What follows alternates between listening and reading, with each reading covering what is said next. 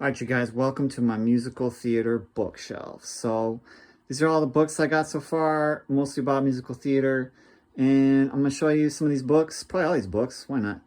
And hopefully after I'm done, you can tell me about the books that I'm missing, the books that you like. All right, let's get started. Up here first, I just got some scripts, because you got to read some scripts if you want to be a good writer. You got to know what it's all about.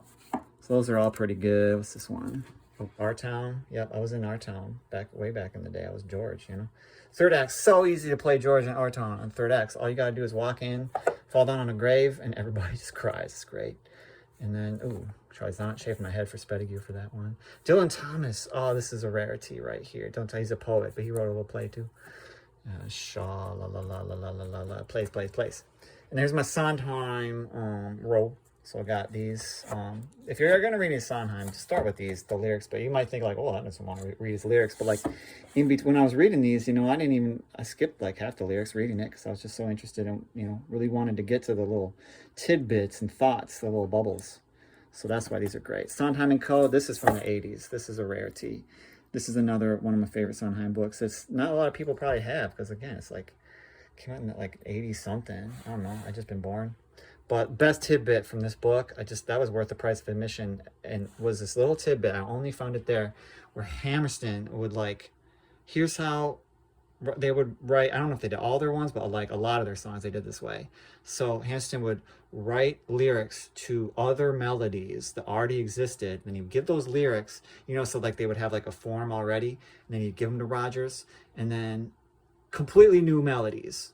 But you know what I mean? You can only do that when you're a partnership, because you can't, unless like Jekyll and Hyde or something, I don't know, you can't, or like you got something weird with your brain.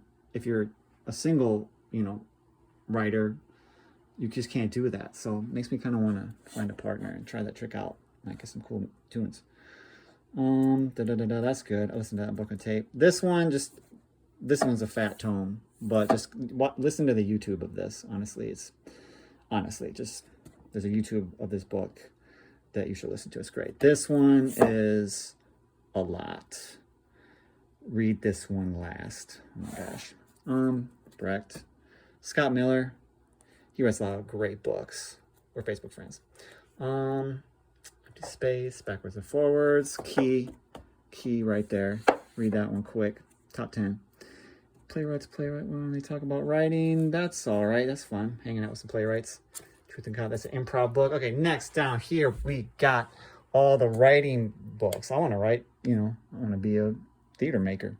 So there's this one, that one. Oh, these are more like peas and carrots. But then right here, Steve Cuden. That's the top 5. I want to write musicals. This one's the top one though. Probably everybody thinks Secret Life American Musical is like the top one, so this one's all right. Writing musical theater, got some ideas out of that. Collective lyric writing, songwriting. These are all all right, And then I got, oh, here we go, you guys. The Clement Wood Rhyming Dictionary.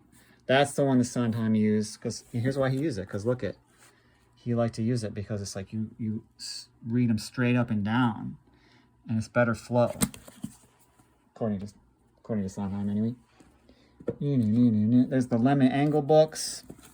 I only got 3 of these Lemon Angle books so far. I want to get them all. But see how they're all old and stuff? I mean, he was the founder of the BMI workshop, so you got to get his books. They're great. Like, honestly, even though, like, this one is like, he wrote in like 69 or whatever, and everything is still so relevant to the day, even 50 years later, or how many ever years it is.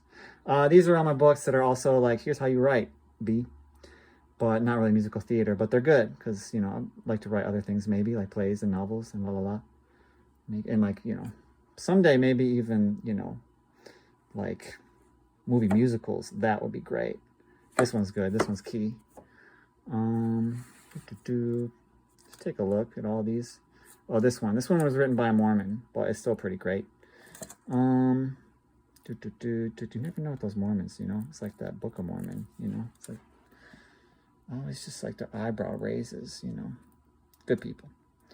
Oh, people texting me about our. Oh, no. Anyways, ignore that. I'm doing this right now. La la la la.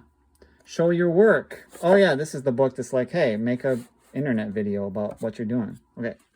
And then just down here real quick, we'll just fly through these because it's already 5 minutes into my video. Defying Gravity, Godspell. These are great. Carol wrote those. She's great. Making It Big. This is good about the Big musical, which was a flop. It's great sometimes reading biographies of flops. Like this is a whole biography of flop. Like we got, what is it over here? Not Since Carrie. These are all little postmortems on some flops. But this is like the in-depth one. So it's good to read that. So in case you don't want your musical to be a flop, you could maybe avoid some pitfalls. Oh, I love this one. That's a good L.J. Lerner. Razzle Dazzle, good. And then whatever this musical is, I don't even know, man. It's like, thinks it's all great, being all bigger than all the rest of the books. Broadway Trivia.